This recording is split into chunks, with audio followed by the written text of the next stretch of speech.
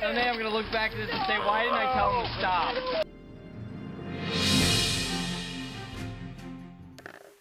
Greetings! I hope you enjoyed my first vlog and the recap of my 20th birthday.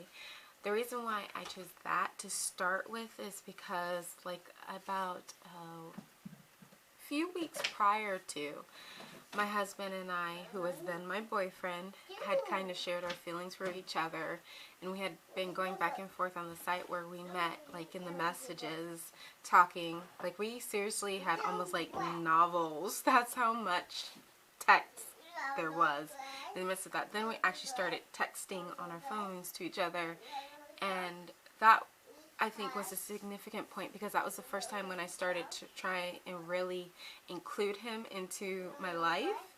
So I had filmed my birthday because he was sad about not being able to be there and whatnot. And it's funny too because he never actually got to see that.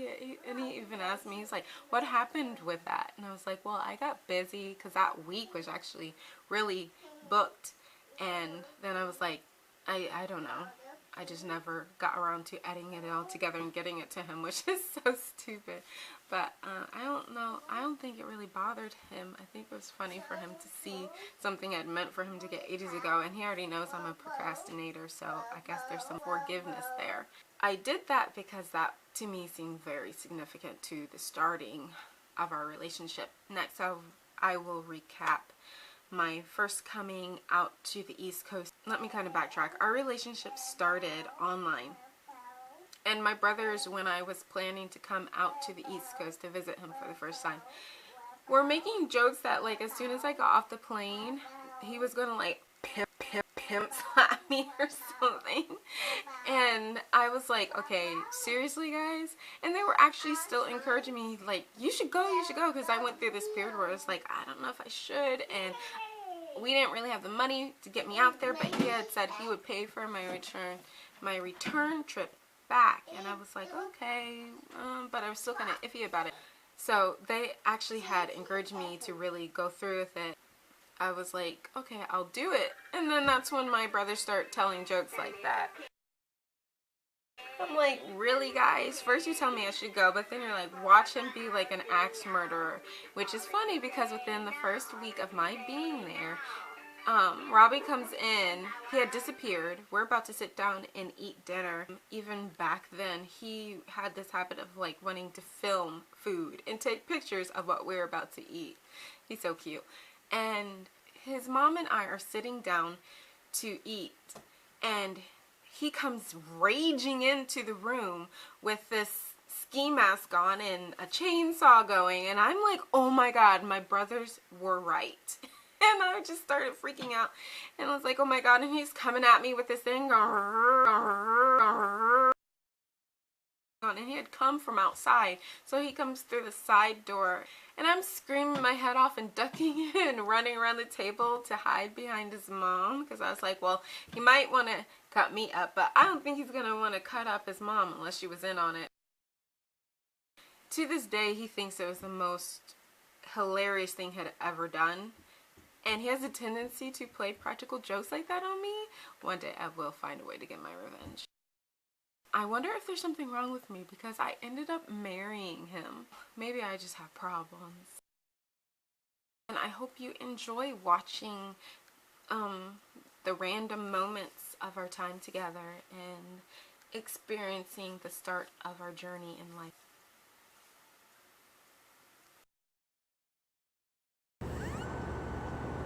So Cara will be here tomorrow, and I've been working on my room. I almost got it. Still got a lot of stuff over here to clean, but I'm working on it. Painted the shelves in my closet, touched up spots in here, and I've been working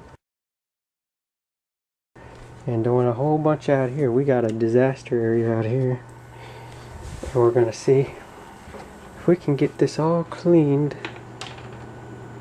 in one day.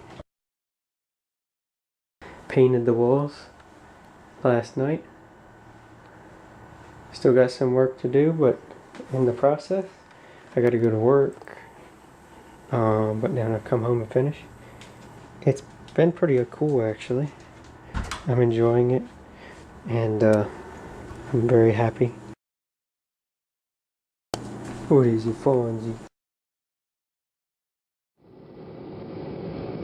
There's a complimentary copy of the U.S. Airways magazine located in the seat pocket in front of you. We invite you to sit back, relax, and enjoy your flight. Thank you.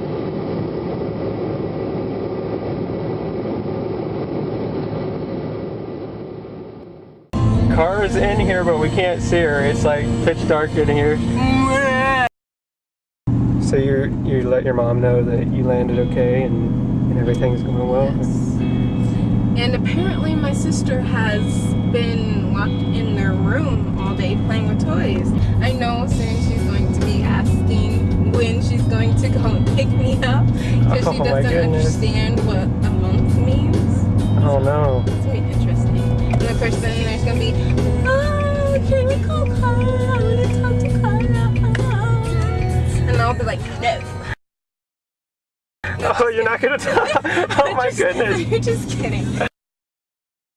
Why are we driving down roads that look like, you know, any minute somebody's gonna snipe us? Yeah, I'm gonna go a different way. I don't remember this way. That's really... You're getting us lost. No, I came this way the other day with my dad. He's like, this way is so much shorter. And he took me down all these side roads, and I'm like, I'm not gonna remember this. Oh, it's easy. So it is now pouring rain, and we're sitting here. I can't see Cara still. This is my hand waving. Wait, I got an idea. I probably look a mess. Hold on. Look a mess? That is like impossible. Hey, I can see you. I'm not Impossible. A mess. I'm having one of those moments. I'm so Really? sorry, but I can't do this. It's okay. I'm gonna like. Well, how about I go open my window and... I'll climb through.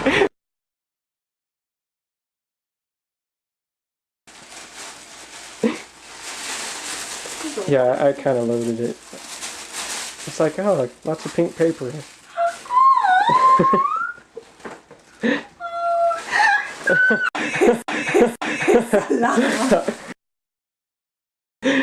I had to get that one on camera.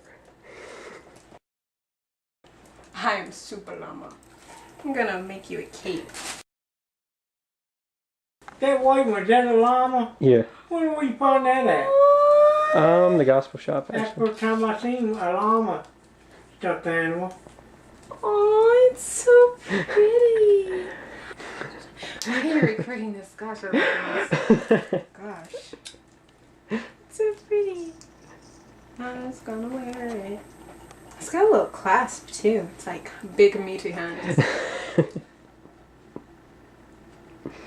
I wonder if I can do this without turning it around. Let's see if my I skills. can do it. Oh, my skills are awesome. You got it. I'll let you put it on me. Dang it. Yay. No, I'm just kidding. It's a hat. I'm a super llama. Super llama. Look at his legs wiggle. Oh my gosh, Fionn, you have a friend. I'm not driving all the way here. Stop.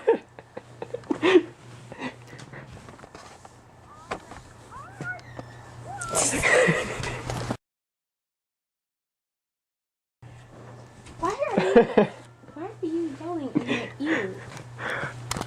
Okay, who is that talking? Is that Daisy? Well, I'm going to go, so can you please give the phone back to Isaiah?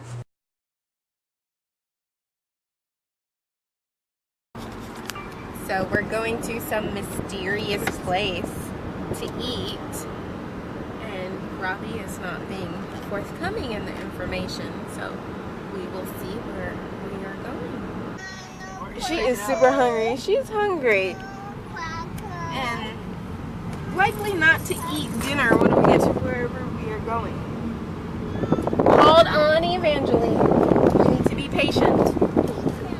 patient.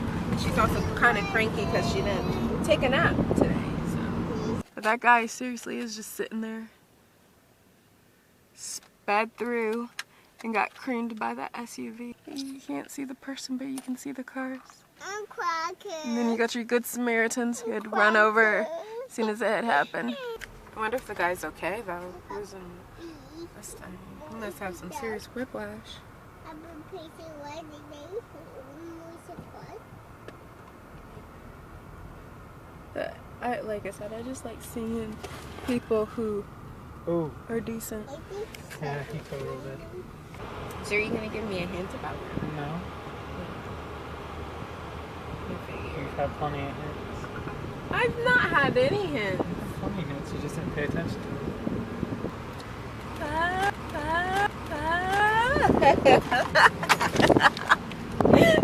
No, don't say that. I don't know what you're talking about. You just started like shaking a pout. I don't know what your problem is. So Robbie surprised me tonight by taking me out to get sushi. So that was really nice. And it was fun and we had good conversation. Evangeline had a moment though where she was like kind of freaking out because she's again going through her phase of recognizing when she's going to the bathroom.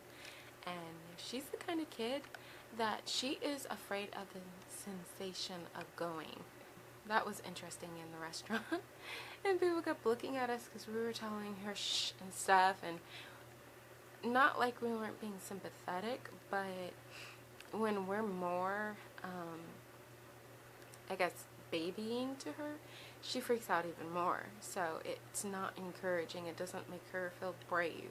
But if we kind of like tell her to just calm down, and we kind of use a soft, stern voice instead of like we're fussing at her, but just a soft, stern voice, and establish that, you know, we're not freaking out, so, you know, there's no need to, and then I'll explain to her, even though I know she doesn't know everything that I'm saying. I'll basically tell her that, you know,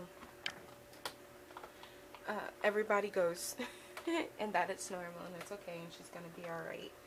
For Robbie was like, that's why he had wanted to see if she could stay longer at his parents', but his uncle's coming in the morning, so his mom has a lot on her plate.